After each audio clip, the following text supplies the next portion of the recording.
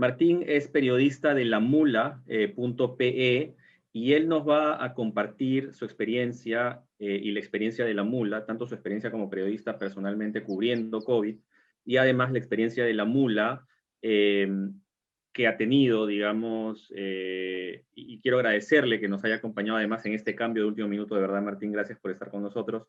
Tenemos en este momento a 230 periodistas de todo el Perú conectados y creo que la exposición del doctor Lescano que tuviste la oportunidad de ver da una buena antesala ahora para verlo desde el otro lado, ¿no? Desde el lado periodístico. Tú eres el primer periodista que nos acompaña en estas 4 sesiones, así que te paso el foro para no retrasar más y no te preocupes si te extiendes un poquito, tal vez unos 10 minutos más nos damos para poder cumplir con todo. Gracias por estar con nosotros. Ok, buenas tardes y el agradecimiento a la Universidad de Lima por esta oportunidad, ¿no? A Eloyin y a los encargados. Bueno, yo soy Martín Sarmiento, periodista de lamula.p y bueno, desearía primero comentarles tal vez a los que no conocen el medio lamula.p, que bueno, este medio es un medio digital que fue fundado en el 2009 con la idea de ser una plataforma digital donde podíamos alojar a diversos periodistas de todo el Perú y que puedan contar sus historias, ¿no? Dentro de este grupo de periodistas que tenemos una redacción encargada de difundir las noticias que suceden el día a día y, bueno, que son de relevancia pública, ¿no? Haciendo investigación, entrevistas, crónicas, reportajes. Entonces, en eso se basa lamula.p, ¿no? Que ya tiene más de 10 años en los medios, pues, ¿no? Digamos así.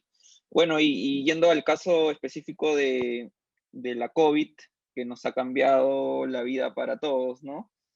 Yo quiero hacerles un poco, abrirles un poco remontarnos un poco al 6 de marzo, ¿no? Cuando el expresidente Martín Vizcarra reportó el primer caso de COVID-19. En la redacción de La Mula lo tomamos de manera, digamos, nos sorprendió mucho.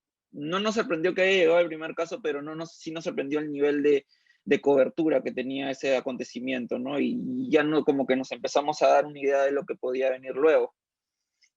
En ese sentido, desde ese momento se tomó la decisión en la redacción que no íbamos a hacer más trabajo presencial, como creo que muchos medios lo empezaron a hacer desde ese momento, pues, ¿no? Y de ahí nos fuimos al 15 de marzo cuando se decreta la cuarentena nacional, pues, ¿no? Que ha sido la cuarentena más rígida que hemos tenido hasta la fecha, porque, digamos, la cuarentena que tenemos hoy día es un poco más flexible, ¿no? Bajo esa idea y en ese contexto creo que nos vamos ubicando y ya nos podemos ir viendo al papel del MINSA como entidad, digamos, principal de toda la pandemia, pues, ¿no? Que se ha vivido en Perú. Ahí podemos observar que el 19 de marzo es un día que creo que debemos acordarnos todos, tanto los periodistas como todos los peruanos, porque ese día se reportó el primer fallecido por COVID-19 en el país, ¿no? Y acá quiero hacer el énfasis en un poco de cómo comenzaron a hacer los reportes del MINSA en esa época, ¿no?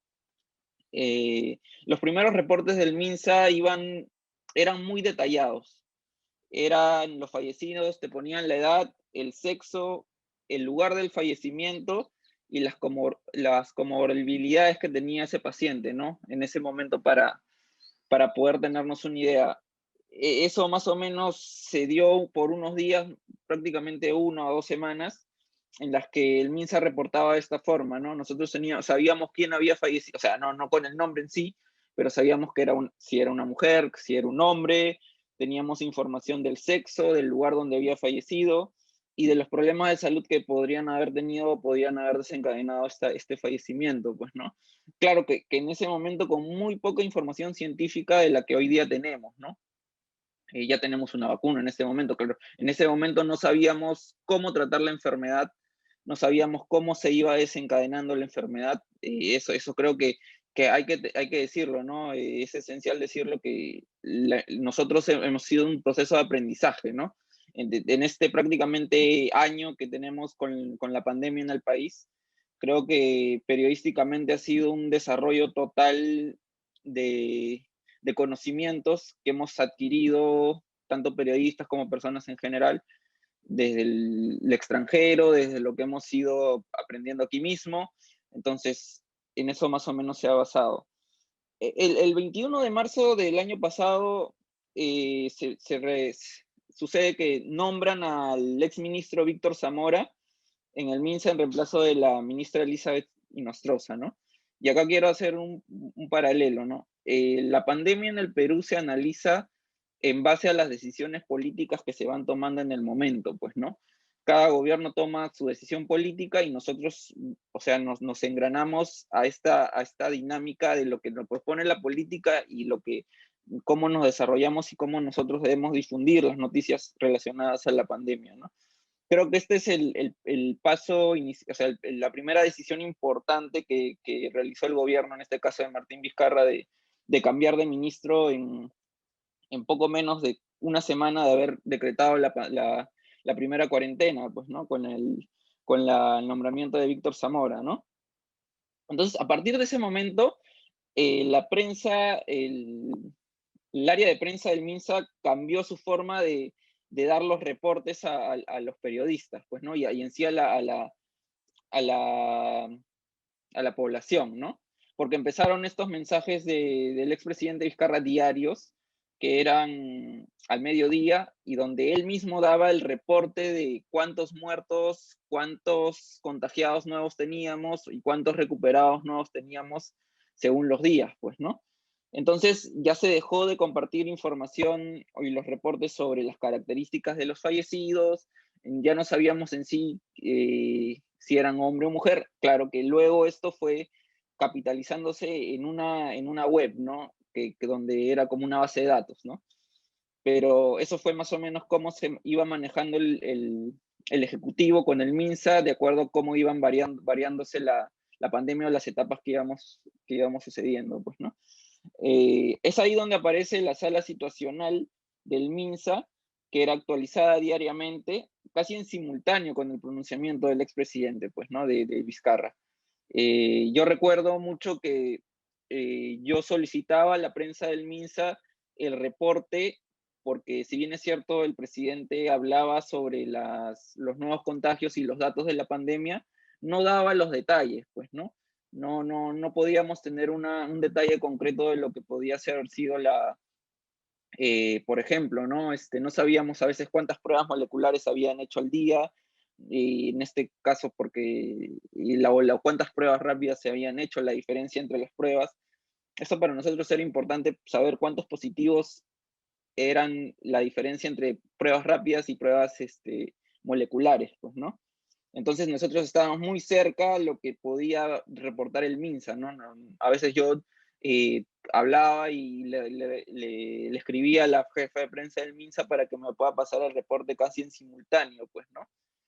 En ese contexto, yendo a las redes, que es donde la mula se navega y tiene su principal, digamos, capital de seguidores, Twitter, Instagram, Facebook, encontramos una fuente muy importante de información que fue al inicio de la pandemia o al inicio de la cuarentena, que fue el epidemiólogo Mateo Prochaska, ¿no? Él desde Londres eh, empezó a hacer mucho el reporte de los fallecidos que habían día a día, con una dinámica de cuadros muy, digamos, eran muy fáciles de entender y muy fáciles de difundir para nosotros los periodistas, pues, ¿no?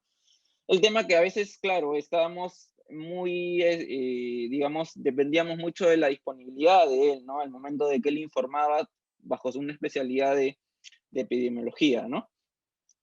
En ese contexto, yo decido personalmente empezar a hacer cuadros muy simples y con resúmenes de los fallecidos al día, de los nuevos casos de COVID-19, de los recuperados. Era información que nosotros dábamos día a día, ¿no? Con la mula y a través de la vía de Twitter, ¿no? Y nosotros sentíamos que esta información era muy replicada, ¿no? Esta información de dar día a día los detalles de la pandemia. En ese momento la gente estaba muy, muy al tanto de lo que sucedía. O sea, la preocupación era evidente, pues, ¿no? Pero también quería saber mucho de lo que podía significar cuántos fallecidos habían habido, cuántos contagios nuevos habían habido. Entonces, ahí es donde nosotros empezamos a verificar fuentes, ¿no? Y lo primero que yo hice fue, si bien tener la información del MINSA, que me parecía valiosa porque era la información, digamos, oficial del gobierno, yo decidí también tener información de las direzas regionales, o sea, valga la redundancia, de cada región, ¿no? Porque ellos también tenían un reporte diario de los casos que se venían, ¿no? Y yo decidí conseguirme los números de todos los directores regionales de las direzas en ese momento para poder tener información o el reporte diario de estas regiones, pues, ¿no? Y es ahí donde yo hago la comparación entre el reporte del MINSA y el reporte de las direzas, pues, ¿no? Que finalmente con el transcurso del tiempo nos íbamos dando cuenta que eran muy diferentes. Había una diferencia muy significativa entre lo que reportaba el MINSA como, digamos, cantidad oficial de cómo se venía desarrollando la pandemia, lo que se vivía en las regiones, pues, ¿no? Y ahí ya nos podíamos ir dando cuenta de lo que estaba sufriendo las regiones en ese momento, ¿no? Y estoy hablando de abril, mayo del año pasado, donde ya podíamos ver, por ejemplo, que Loreto estaba desbordado, totalmente desbordado, que igual el norte del país estaba en alerta roja, ¿no? O sea, porque la información que nosotros recibíamos de las direzas así nos lo decía, ¿no? Y luego, con el transcurrir de las semanas, viene el primer destape, creo, importante que venía un poco a digamos, cuestionar los reportes del MINSA, que fue este reportaje de IDL Reporteros, donde reveló el subregistro de fallecidos por COVID-19, pues, ¿no? Que esto desencadenó a que en ese momento el ministro Zamora se comprometa en, en transparentar las cifras, ¿no? Un sinceramiento de las cifras, porque ya en ese momento entró en comparación las cifras que nos daba el SINADEF con las cifras de fallecidos que nos da el MINSA, ¿no? Y había una diferencia abismal, pues, ¿no? Que hasta este momento se da, pues, ¿no? Pero ya, digamos, es algo más transparente y la gente ya puede saber que hay unas cifras del SINADEF y hay otras cifras del MINSA que, digamos, que esperemos que en algún momento a futuro se puedan transparentar o se puedan unir o pueda haber una investigación, ¿no? Y bueno, eso fue parte de lo que fue el inicio de la pandemia como intento de recolección de información sobre lo que era los datos del MINSA y de otras instituciones, pues, ¿no? En ese contexto fueron apareciendo nuevas fuentes de información que periodísticamente creo nos alimentó, ¿no?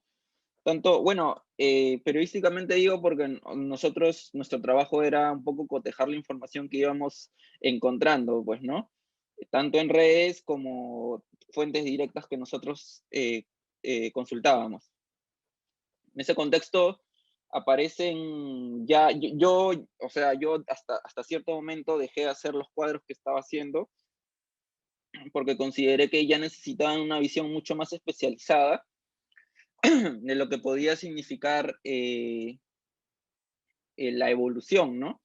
Porque ya veía que, o sea, mi tarea tampoco es como periodista, nosotros no podemos hacer conteo de fallecidos y que esa sea nuestra tarea. Nosotros teníamos que ir un poco más allá, ¿no? Entonces, aparecen fuentes de información como Open COVID, que creo que muchos de los periodistas nosotros conocemos, y creo que es una fuente diaria de información hoy en día para podernos dar luces de lo que puede estar sucediendo, ¿no? Y también en Twitter aparecieron los ingenieros Rodrigo Parra y Juan Carvajal, que dan una información muy detallada de cómo se dan las cifras día a día, pues, ¿no? Eso bajo un contexto de una visión más especializada de lo que son los datos, ¿no? Ellos nos dan un poco y nos pueden dar un poco de una visión a futuro de cómo se puede ir desarrollando la pandemia, pues, ¿no? Y gracias a ellos, por ejemplo, nosotros teníamos claro de que esta situación que vivimos ahora de una segunda ola era inminente, pues, ¿no? A fines de año, sobre todo, ya empezábamos a ver un poco el rebrote de lo que venía significando, ¿no? Por diferentes situaciones. Y es ahí donde en la mula empezamos a ya identificar que nosotros teníamos que buscar unas fuentes más especializadas, ¿no? Y ahí es donde nosotros planteamos buscar fuentes científicas. La ciencia ha demostrado de que es indispensable para poder salir de esta pandemia, entonces, fuentes como The Lancet, que son los que han publicado los ensayos o las fases de ensayos de las vacunas que hoy día conocemos, son una fuente muy recurrente a la que deberíamos acudir eh, para darnos las luces de cómo va desarrollándose este antídoto, pues, ¿no? Y otra fuente que fue muy importante para nosotros fue eh, el de la Universidad de Johns Hopkins, que iba haciendo el conteo de varios países y nos iba dando las tendencias que se iban a ir desarrollando con el transcurso del tiempo, pues, ¿no? Y así, bueno, así fuimos haciéndonos una lista de fuentes que nosotros íbamos a ir cotejando para poder dar unos reportes lo más transparentes posibles, ¿no? Lo más cercanos a la realidad.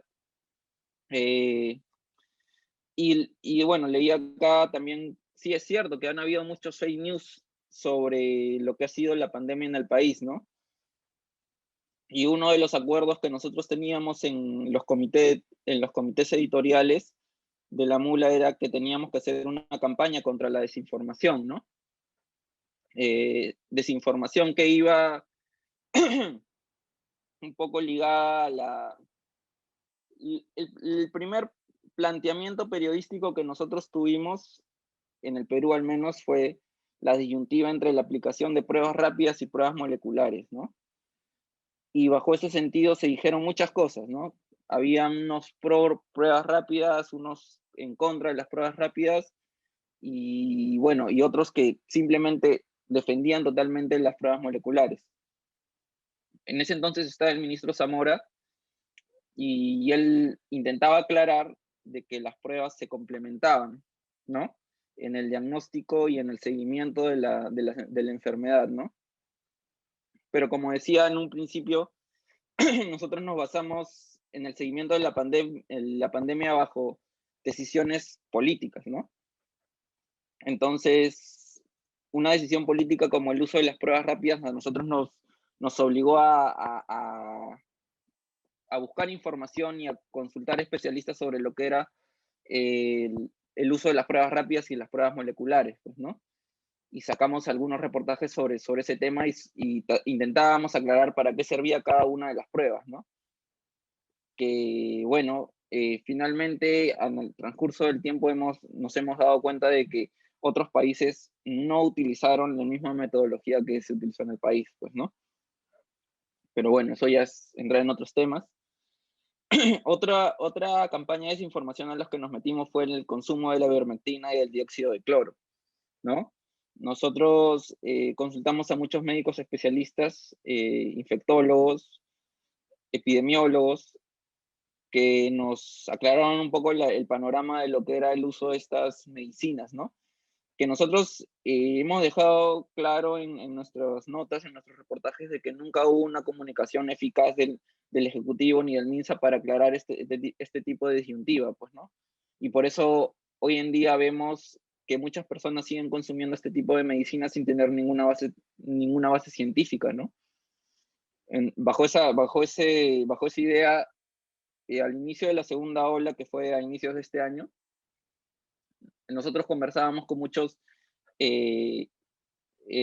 personas que llegaban, que son encargados de las unidades de cuidados intensivos de los hospitales, y decían que prácticamente entre el 60 y 70% que llegaba a esta situación de crítica de tener que intubarlo y que tener que ponerlo en una cama UCI se había automedicado con este tipo de medicinas, pues, ¿no? Y nosotros, o sea, intentábamos aclarar que este tipo de medicinas no se debían consumir, digamos, ni siquiera voluntariamente, pues, ¿no? Pero el MINSA entró en esta discusión de que algunos médicos la podían recetar y otros no, y eso fue realmente, desde nuestra visión, un poco problemático y ha sido desencadenante de lo que vivimos ahora. En ese sentido, o sea, vale la crítica al Ejecutivo de que no se ha habido informar sobre este tipo de casos o que no tienen una posición clara, no la han adoptado. Nosotros como medio sí lo hicimos y intentamos combatir el consumo de estas medicinas, ¿no? Otra campaña de desinformación fue contra los antivacunas, ¿no?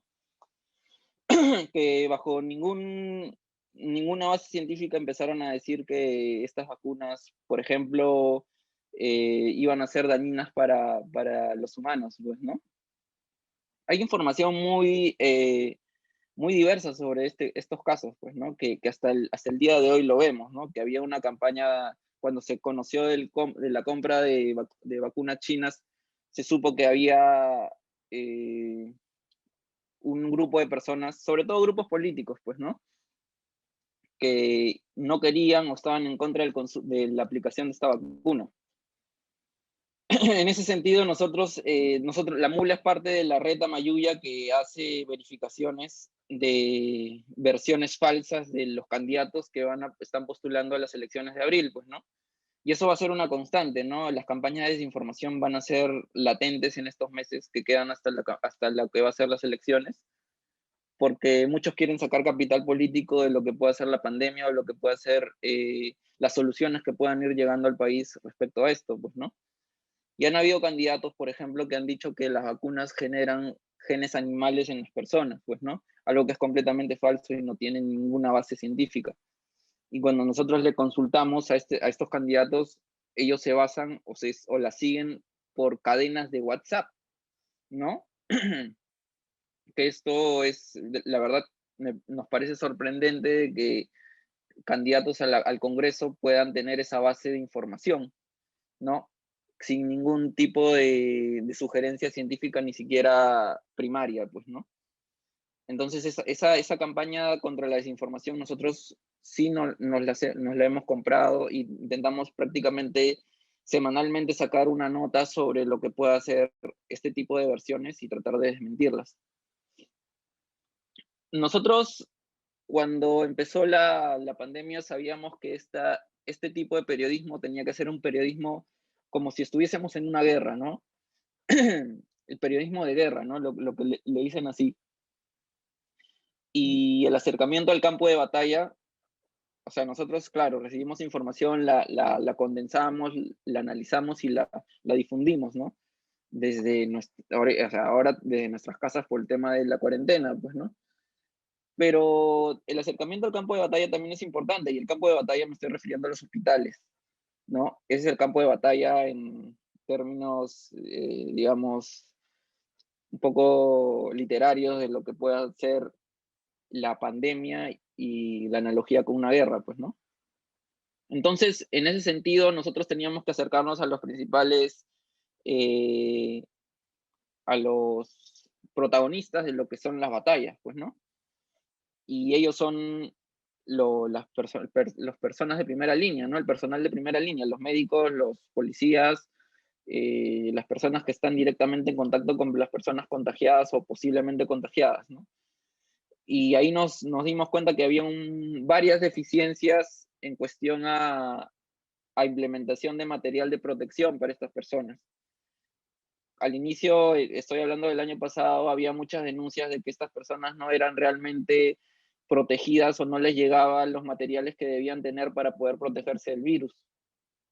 Y eso provocó que muchas personas personas, digo, personal del sector salud, se haya contagiado no porque no se haya cuidado, sino porque no tuvo la implementación de lo que debió tener.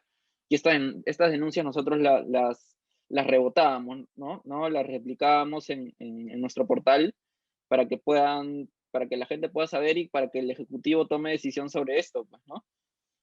Esa fue un poco de nuestra misión en el acercamiento de campo de batalla, acercarnos a estas personas, digamos, que estaban afectadas directamente y poder dar a conocer su historia, ¿no? Lo que vivían en ese momento. Otra situación de acercamiento al campo fue la falta de capacidad de atención en los hospitales, pues, ¿no?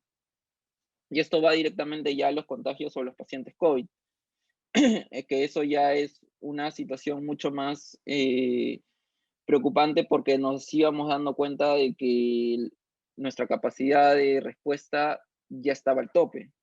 Estoy hablando de la primera ola, claro, ¿no?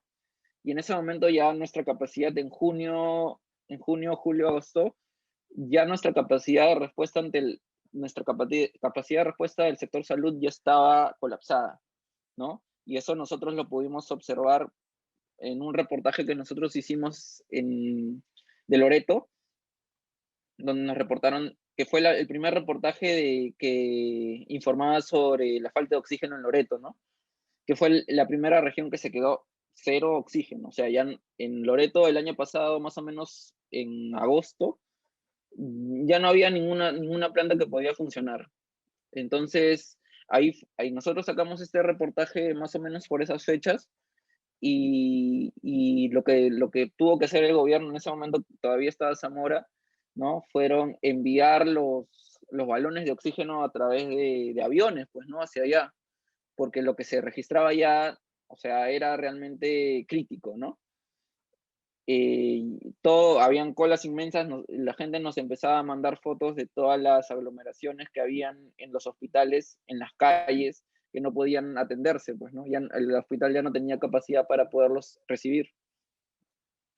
Y bueno, eso fue un poco del acercamiento al campo y otro tema que nosotros tocamos bastante también fue los cobros excesivos de las clínicas privadas para la atención COVID, ¿no? Nosotros hicimos un reporte sobre cuáles eran las clínicas privadas que cobraban más o tenían mayor elevado los precios para recibir una persona que necesitaba una cama UCI, ¿no? Esto fue un poco la temática un poco antes de que se inicie un proceso político de vacancia contra el expresidente Martín Vizcarra, hace unos meses antes, donde él logra firmar un convenio con algunas clínicas para que puedan recibir a estos pacientes, ¿no? Y no cobrarles 80.000 soles, 100.000 soles, que en ese momento eran los precios que se manejaban para poder internar a un paciente o a un familiar que tenías contagiado, ¿no? Y que necesitaba ese servicio, porque los hospitales públicos ya no te los podían recibir. Entonces la única opción que tenían era llevarlo a una clínica. Y bueno, muchas de estas clínicas, nosotros tenemos que decirlo así con sus letras, se aprovecharon del momento y fueron totalmente nocivas para la salud del país, ¿no? Quisieron lucrar con la salud de las personas. Y bueno, se realizó este convenio que nosotros conocemos, ¿no? Nosotros deberíamos conocer, que en verdad ayudó muy poco porque al momento, a esta fecha, ya el convenio está vencido y las clínicas igualmente están colapsadas, pero siguieron cobrando los precios que veíamos. Tal vez los redujeron en algunas oportunidades un poco, pero los iban compensando con otros cobros como en medicamentos o en cualquier tipo de servicio que ellos podían dar, ¿no? Entonces, la verdad es que las clínicas o el sector, nosotros tenemos que hacer, el sector privado ha sido un poco negligente en esta pandemia, en ese aspecto, pues, ¿no? En la atención de las clínicas, digo, ¿no? Y bueno, bajo esa tónica tuvimos algo de reacción del Ejecutivo sobre este tema, pero digamos que la solución no ha llegado y tal vez no llegue, ¿no? En la Mula nosotros tenemos 2 programas en los que se habla de la pandemia desde lo local, pues, ¿no? Este programa se llama Diarios de Pandemia, son todos los domingos y lo conducen Josefina Tausen y Pau Gas. Y desde lo global, un poco una mirada más de mundo, porque esta pandemia, si bien la tenemos que que ver desde acá es muy importante lo que va pasando en otros países, pues, ¿no? Entonces nosotros tenemos un programa que se llama El Mundo de la Mula, que lo conduce también Josefina Tausen, pero ahora con Farid Cajat, que es un internacionalista muy conocido y que nos da una visión de lo que va sucediendo en otros países. Este programa va todos los miércoles a través del Facebook Live de la Mula y en todas sus plataformas. Además, estamos ahora, nosotros ya no estamos convencidos de que tenemos que ser, tenemos que tener, tenemos que estar muy ligados a la ciencia en los años que van a venir. Tenemos que tener como aliados a científicos, a personas que sean a centros de alta tecnología, porque esa es la única manera de poder informar sobre lo que puede ir sucediendo de aquí a los próximos meses o años. Entonces nosotros estamos abriendo una sección en nuestra web de contenido sobre ciencia para la COVID, cambio climático y otros temas, pues, ¿no? Que esto nos va a poder nos ayudará a dar una visión científica y especializada de lo que pueda suceder de aquí en más, ¿no? Estamos en periodo, ya pasamos un periodo, pasamos el periodo de primera ola y estamos ahorita en el periodo de segunda ola. Pero esta segunda ola se, se condice o está al mismo tiempo, es en simultáneo de un proceso de inicio de vacunación, pues, ¿no? Entonces nosotros queremos tener una base científica de cómo se va a ir desarrollando estos procesos, ¿no? La segunda ola, que estamos en plena segunda ola de contagios y a la vez el proceso de vacunación que ya se inició también, pues, ¿no? Y que va a ser la tónica de aquí hasta fin de año o el próximo año, tal vez. Bueno, y eso sería más o menos cómo nosotros hemos enfrentado la pandemia desde la mula y un poco de lo que me ha tocado a mí como reportero, como periodista, cubrir a los niños. ¿Qué tal? Muchas gracias, Martín. Me parece que has dado una ilustración muy amplia de lo que han hecho. Voy a hacer unas preguntas específicas y luego, de hecho, sin ánimo de polemizar, simplemente con el ánimo tal vez de complementar información, ya que veo que el doctor Cárcamo todavía está conectado, tal vez le haga un par de preguntas sobre un par de asuntos que has comentado, de manera que lo cotejamos con una visión científica. Pero empiezo contigo. Y lo primero que quisiera preguntarte, además, en relación con, muy directo, además a nivel ya casi manual o kit de apoyo para los periodistas que nos acompañan acá de todo el país, es ¿cuáles serían tus fuentes de información más importantes y en caso sean portales o en caso sean expertos? O sea, ¿cuáles son tus fuentes? ¿Y cuáles son las fuentes que tú en todo este año cubriendo recomendarías? Ojo, hay gente que está en regiones, entonces no tiene necesariamente el acceso a los expertos que se tienen en Lima. Sí, es cierto, ¿no? Yo como comenté en la exposición, eh, mi primera fuente fue la oficial, que era la del MINSA, pues, ¿no? Esa la tienes que tener de todas maneras, ¿no? Pero esa base de datos te tiene que llevar a otras para poderlas cotejar y tú sacar una idea de cómo se va desarrollando esto, ¿no? Las digresas y los reportes de las digresas me parece que en algún momento fueron muy importantes para revelar las diferencias entre reportes, ¿no? Y podernos ir dando cuenta o que el MINSA vaya un poco recortando esta brecha, ¿no? Porque como decía en un momento, esto es una etapa es como un tipo de periodismo de guerra, pues, ¿no? Y cuando hay un periodismo de guerra, los canales son cada vez más cortos y la información que circula a veces se queda algo, un dato y es un poco difícil, ¿no? Porque hay muchas manos que están ayudando en otra cosa y hay otras manos que están, o sea, me parece que esa es la idea. Entonces, me parece que las direzas eran una fuente importante de chequear. Y otra es el SINADEF, ¿no? Que muchos de los que hoy en día hacen este tipo de reportes diarios de lo que va haciendo el desarrollo de la pandemia, es una base muy importante para ellos. Bajo ese contexto se desarrolló Open COVID, ¿no? Que me parece que es el portal más completo que podemos tener, tanto periodistas como personas interesadas de la pandemia para poder revisarlo, ¿no? Te voy Te a da pedir al final información. que pongas el enlace en el chat para poder compartirlo con todos. Bueno, perfecto, claro. Es una página que lo desarrolla gente que es totalmente voluntaria, son especialistas que se juntaron y que lo hacen de manera para ayudar, ¿no? y ayudan a todos, ¿no? A periodistas y a gente interesada, ¿no?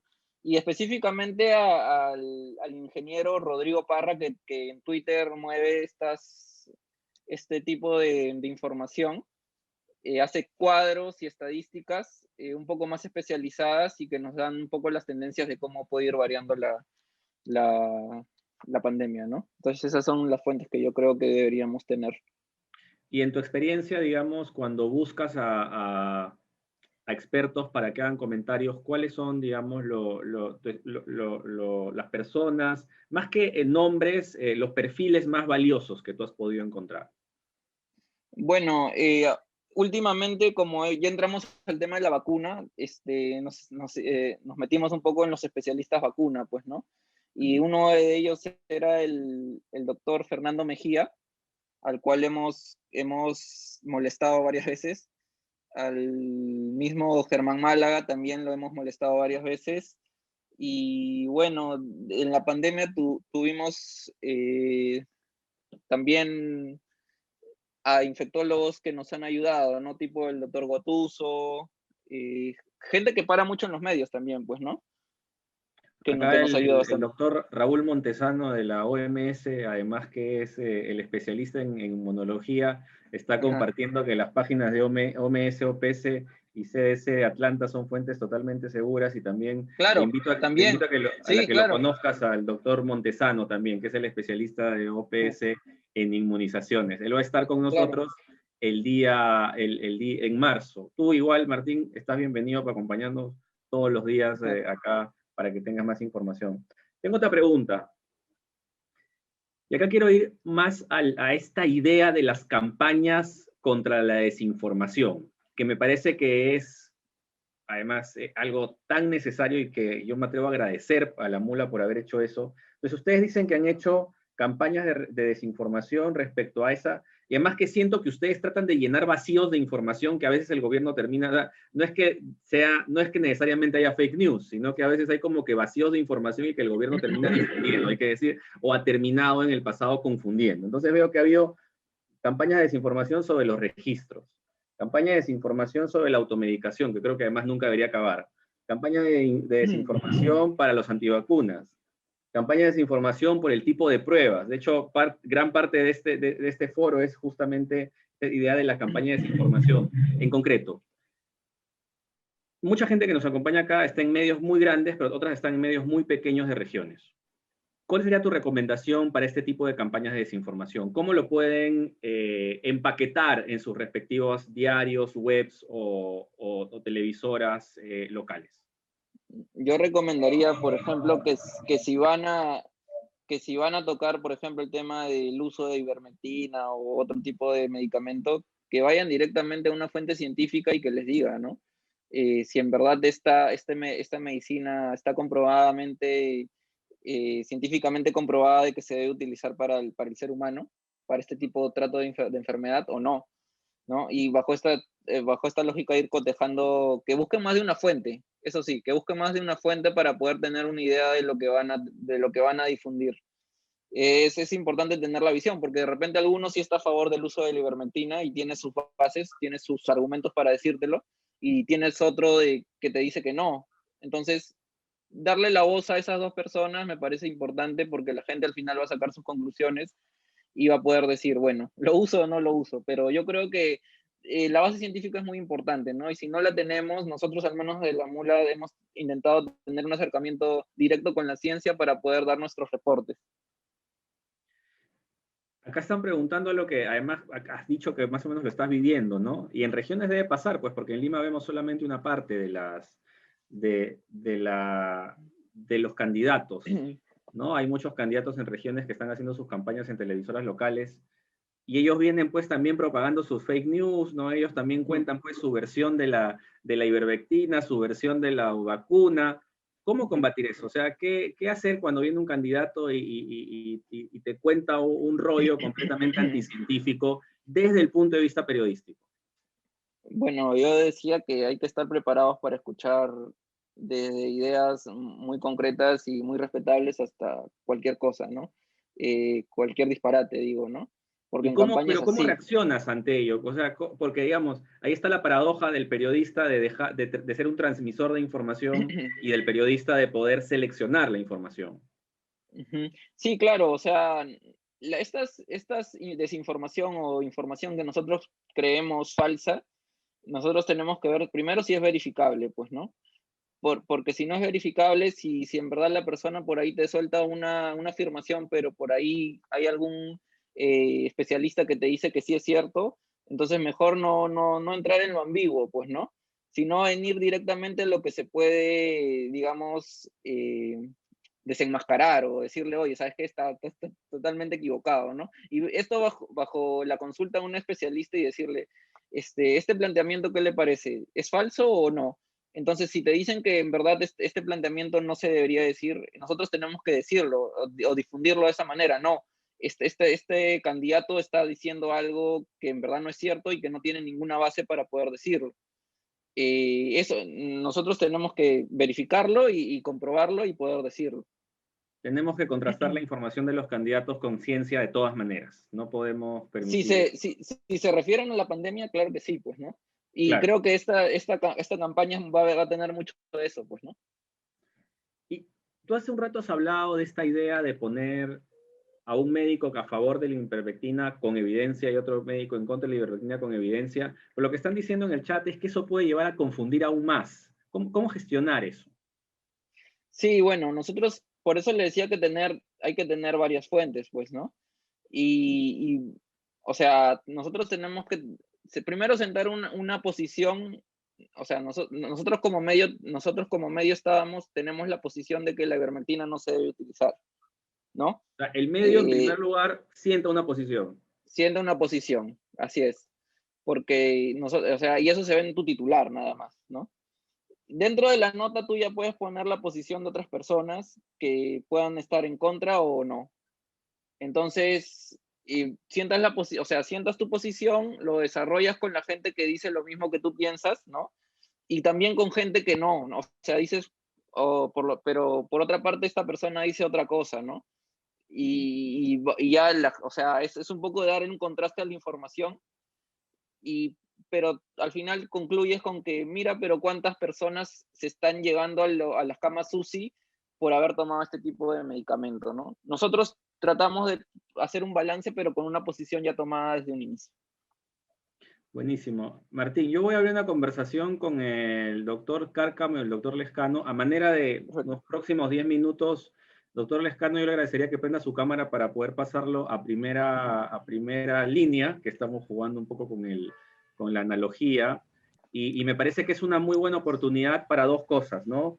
Una, desde el punto de vista del grupo de prospectiva, yo le preguntaría al doctor Cárcamo cuál es la posición respecto a la ivermectina, que me parece que es una pregunta más que ha atravesado todo la mañana y recién está tocándose. Y a usted, doctor Lescano, le preguntaría, digamos, ¿de qué hablamos cuando hablamos de evidencia? ¿Cuándo podemos decir que podemos, como los periodistas, y acá me voy a incluir, podemos confiar en algo que es evidencia y algo que no? Empezaríamos con el doctor Lescano y luego la réplica de Martín de cómo esto se vive en el día a día, ¿no? Perfecto. ¿Me escuchan? Sí. Sí, entonces Entonces, primero que empezamos todo, con qué es evidencia y qué no. Perfecto. ¿qué es evidencia? Sí. Evidencia existe en el ranking de niveles de evidencia en la literatura internacional, dependiendo de qué solidez tiene esta información y qué contribución hace al conocimiento. Entonces, se habla de los ensayos clínicos y de otro tipo de contenidos. Pero en algunos casos, algunas personas consideran evidencia la información que tienen a la mano. Es decir, yo he visto pacientes, yo he tratado, le ha pasado a las personas que conozco. Entonces, hay que uniformizar el lenguaje de qué se considera evidencia en el lado epidemiológico, científico, de medicina clínica, y qué se considera evidencia en el contexto periodístico. Yo creo que sería muy valioso hablar el mismo lenguaje, ¿no? Y que los periodistas conocieran esos niveles de evidencia y lo que pueden aportar. Perfecto, entonces entendemos que un médico cuando dice yo tuve esta experiencia, epidemiológicamente eso no se considera evidencia, ¿cierto? Es un nivel de evidencia.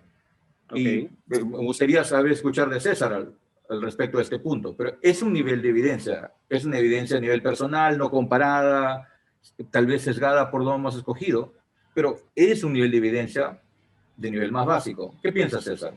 Perfecto. Doctor Cárcamo, ¿qué piensa usted de la ivermectina y cómo abordar periodísticamente este asunto tan delicado desde su punto de vista? No se le está escuchando, está en silencio su audio. Sí, sí. Bueno, disculpen. Efectivamente, hay una jerarquía de diferentes niveles de evidencia y un concepto que hay en ciencia es que en este momento yo tomo una posición en base a la información existente. O sea, puedo decir hoy día, no puedo recomendar la ivermectina porque no hay suficiente evidencia, ¿no? Y de acá a un mes me entrevistan nuevamente y digo, sí, la ivermectina sirve. ¿Okay? Y se recomienda. Y entonces la posición puede cambiar en la ciencia en función a la evidencia existente en un momento o en otro, la posición, digamos, del grupo mayoritario va cambiando, ¿no? Cambio climático, ¿no? Al principio no hay evidencia suficiente, muchos lo niegan, pero comienza a aparecer más y más y más evidencia, se va acumulando y al final la gran mayoría lo acepta y hay posiblemente un grupo de extremistas que no lo aceptan. Entonces, nosotros, digamos que trabajamos en epidemiología, conocemos una categoría, por ejemplo, de estudios, ¿no? Uno puede recibir el caso anecdótico, una persona, un paciente que tenía esta condición, ¿no? Y le pasó esto y le di esta medicina y se mejoró, por ejemplo, ¿ok? Entonces, ¿se mejoró por la medicina? No lo sé, pero puedo dar a conocer a otros que el paciente se curó y yo le di esta medicina. Entonces, ese es un tipo de reporte que se llama, podemos llamar a propósito de un caso, ¿no? Pero entonces alguien por ahí hace lo mismo en 10, 15 pacientes y les va bien, ¿no? Entonces dice, eso ya se llama una serie de casos, ¿no? Y eso es lo que muchas veces médicos acá publican informalmente como su experiencia, ¿no? Yo he tratado así a varios pacientes, ¿no? Y es una evidencia un poco más sólida que hablar de un caso, ¿no? Luego ya se pueden hacer estudios comparativos, ¿no? Bueno, que algunos estos recibieron y estos no recibieron. Y fueron mejor los que recibieron esta medicina. Pero ¿por qué recibieron? Tal vez estos ya estaban mejor antes de recibir la medicina o además de recibir la medicina tuvieron otros cuidados y por eso les va mejor. No lo sabemos. Entonces, ya pasar de estudios comparativos observacionales, podemos al final, si es que hay suficiente evidencia, justificar un estudio aleatorizado, que son lo que llamamos experimentos en humanos, ¿no?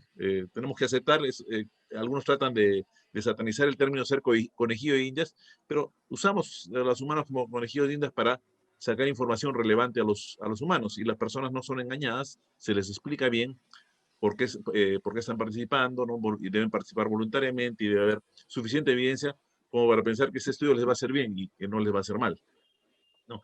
Entonces, mucha mejor evidencia es la evidencia de un ensayo aleatorizado bien hecho. Y mejor evidencia todavía es un estudio que revisa varios ensayos aleatorizados y los resume en uno más grande, que es un metaanálisis. Entonces, todos estos, digamos, esta es la jerarquía que menciona el doctor Lescano. El problema es que esto también se puede politizar. Por ejemplo, yo hago un estudio mal hecho, pero sé que la gente le cree cuando digo ensayo aleatorizado. ¿Ok? Entonces le digo ensayo aleatorizado de ivermectina, ¿no? Y lo difundo sin que haya sido publicado en una revista internacional, lo difundo ahora casi todos esos artículos que circulan son artículos no publicados. ¿Y qué encuentro yo? En un ensayo aleatorizado, por ejemplo, yo debería recibir personas que cumplen ciertos criterios y para entrar digamos, a darle medicina o placebo, ¿ok? Y yo los sorteo. Por sorteo, al azar, los reparto en dos grupos. Se esperaría por azar que los dos grupos sean comparables, sean parecidos. Pero si usted ven, por ejemplo, algunos de los estudios que citan para ivermectina, ensayos aleatorizados, entre comillas, resulta que desde el principio ya eran muy diferentes los dos grupos. ¿Cómo puede ser eso? Entonces, eso ya me explica a mí que el uso de la palabra ensayo aleatorizado, en realidad ha habido un abuso de ese término. se apoya en el prestigio de este tipo de estudios para decir este estudio ya demuestra fehacientemente que la ivermectina funciona. ¿Okay? Entonces, están saliendo nuevos estudios con ivermectina, varios bien hechos, y probablemente la posición nuestra cambie en el futuro. Mi posición actualmente, que no es la posición del equipo, del grupo Profetía, porque somos personas independientes, pensando cada quien a su propia manera. Mi posición personal respecto a ivermectina es que no hay evidencia en la actualidad suficiente como para recomendar su uso por fuera de ensayos. Esa es de estudios, de ensayos aleatorizados. Eso es lo que debería hacerse a estas alturas. Ahora, aquí en el Perú se están haciendo ensayos aleatorizados, pero es difícil hacerlos. ¿Por qué razón? Tenemos un montón de casos de COVID, pero es difícil hacer el ensayo aleatorizado porque la mayor parte de las personas vienen que ya tomaron ivermectina. Ya han estado tomando de antes, entonces ya no son comparables, ya no podemos tener un grupo que recibió y otro que no recibió. Son raros los pacientes que cumplen esas condiciones. Entonces, este uso, que incluso el Ministerio de Salud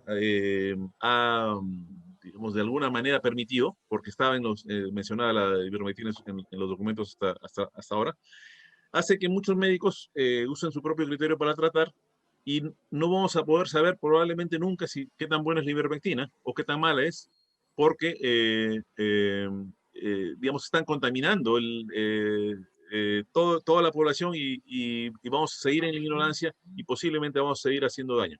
Ahora, afortunadamente hay una tremenda diferencia entre la ivermectina y el dióxido de cloro. ¿Okay? El dióxido de cloro no se ha probado para su uso en humanos. ¿Okay? La ivermectina se ha probado muchísimo. Es una medicina que se usa hace años, que se ha visto que es suficientemente segura. Se usa para tratar parásitos dentro del cuerpo y fuera del cuerpo. Entonces es una droga relativamente segura. El daño que produce la ivermectina si se usa en las dosis adecuadas es pequeño. El problema está que algunas personas se han estado inyectando ivermectina y se han estado intoxicando, ¿no? O tomando megadosis y se han estado intoxicando ahí, puede hacer daño, ¿no?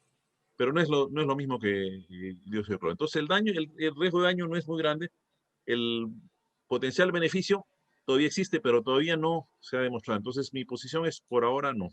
Por ahora no. Y puede en un minutito desarrollarlo del dióxido de cloro, ya que tocó el tema y no podemos evitar que digamos que se hable de eso. Claro, también he visto por ahí una tesis en Ecuador del dióxido de cloro. El hecho es que el dióxido de cloro se ha demostrado que es un buen desinfectante, ¿ok? Mata a los bichos, ¿ok?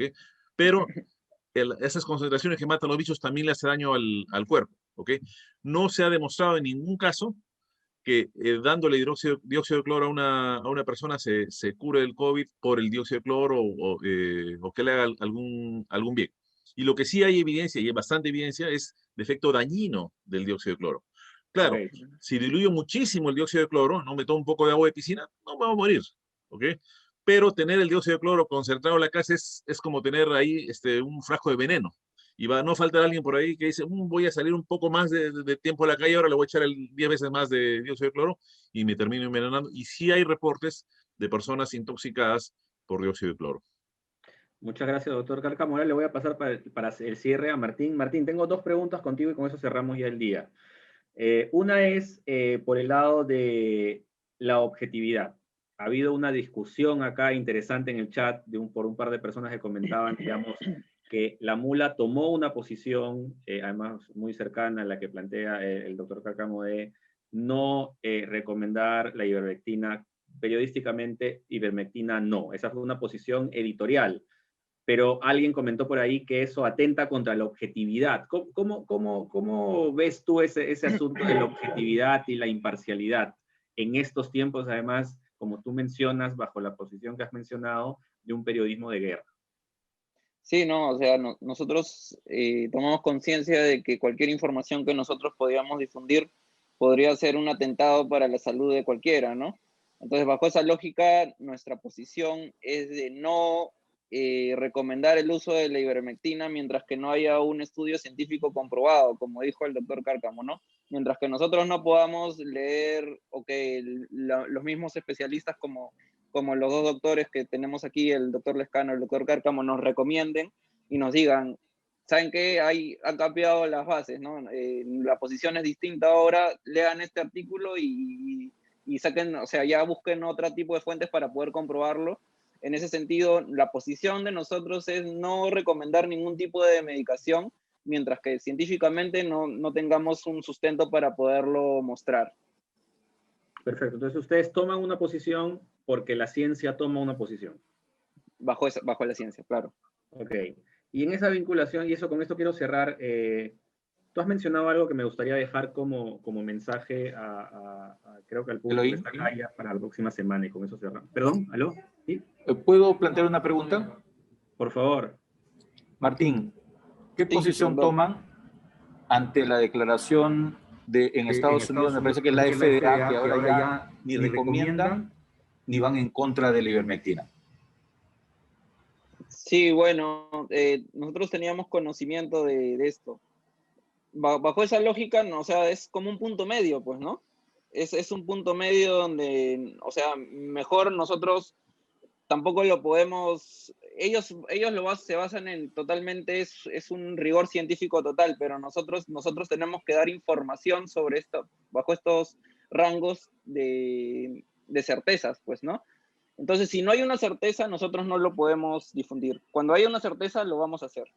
Sí, mientras que Pero no hay la una posición certeza... la posición de la FDA es bastante sólida, ¿no? Son líderes mundiales, no tienen credibilidad comprometida. Ujú. Claro, pero, o sea, como usted dijo, ni lo recomiendan, ni tampoco no lo recomiendan, pues, ¿no? O sea, es como estar en el medio y nosotros, como medio periodístico, no nos podemos poner en el medio en este tipo de situaciones donde la gente va a tomar una decisión tal vez por la información que lee o que escucha, pues, ¿no? Tenemos que ser muy cuidadosos con esta información, la verdad. Igual me queda como mensaje que una idea del doctor Cárcamo, y es que, digamos, la posición de hoy mañana puede cambiar completamente, además, pero tenemos que estar completamente actualizados siempre de las posiciones que hay, y seguramente esta discusión de la FDA generará otra discusión dentro del equipo editorial de la Mula en los Sí, próximos claro. años. Y puede cambiar, ¿no? O sea, no es una certeza de que nosotros nos cerramos bajo algo. O sea, o sea, no hay ningún sustento para nosotros para cerrarnos en que no se debe consumir. Si en algún momento las bases científicas nos indican otra cosa, lo vamos a hacer. Definitivamente que sí. Y eso me queda como el último mensaje, y es que tú dijiste, y con esto quisiera que des casi una moraleja para poder irnos. El periodismo se ve obligado a acercarse a la ciencia en los próximos años, además más allá de la pandemia, es lo que me pareció entender. O sea, ya el periodismo, digamos, sin científicos detrás que te estén orientando, va a ser cada vez más débil. ¿No? Estoy fraseando bien, digamos, entendí bien lo que decías. Más o menos dije que la pandemia nos ha dado una enseñanza a todos, tal vez, y eso es lo que ha pasado, es que no hemos ayudado mucho en un primer momento, en la primera ola del COVID, porque nosotros estábamos muy alejados de la ciencia desde el periodismo, ¿no? Yo creo que muchos periodistas han actualizado su agenda de contactos, y ahora la mayoría de sus contactos son especialistas en ciencia, en medicina, infectólogos, o sea, esa es la idea, pues, ¿no? Y eso creo que va a ser la tónica de acá en los siguientes años. Vamos a tener que actualizar nuestra agenda de contactos. Perfecto, ya no buscar solamente al opinólogo político, sino también al científico, de ahora en adelante. Al científico y buscar al científico que comunique mejor. Además, Porque, esa es además, otra discusión. sí. Muchas gracias, Martín. Muchas gracias, Gracias. Guillermo, César. En verdad, creo que ha sido una conversación realmente valiosa. Esto no acaba acá. La próxima semana en las sesiones estaremos hablando de comunicación estratégica desde el gobierno. Estarán además personas de la OPS explicándonos, digamos, cómo se debería comunicar este tipo de enfermedades, este tipo de pandemias, este tipo de procesos sociales, además que también estará gente del gobierno, el director de comunicaciones del MINSA, para contarnos cómo fue la evolución de la comunicación de la pandemia en los últimos años, pero habrá también 3 panelistas de la Universidad de Lima replicando al respecto. Nos acompañarán también una persona que ve redes sociales en la presidencia del Consejo de Ministros, Mabel Aguilar, y estará el representante de la Sociedad Nacional de Radio y Televisión para comentarnos sobre la responsabilidad de los medios de comunicación en estos tiempos. Disculpen en el caso de que haya habido algunas confusiones en los chats, qué sé yo, es parte de este mundo virtual. Muchas gracias nuevamente a todos los expositores y a todos los asistentes. Nos vemos la próxima semana y en el interín les mandaremos instrucciones de la tarea, les mandaremos los videos y les mandaremos los PowerPoints. Pues tuvimos hoy día un pico, para que estén informados, de 260 asistentes conectados en el mejor momento de todo el Perú. Un abrazo y hasta luego. Gracias.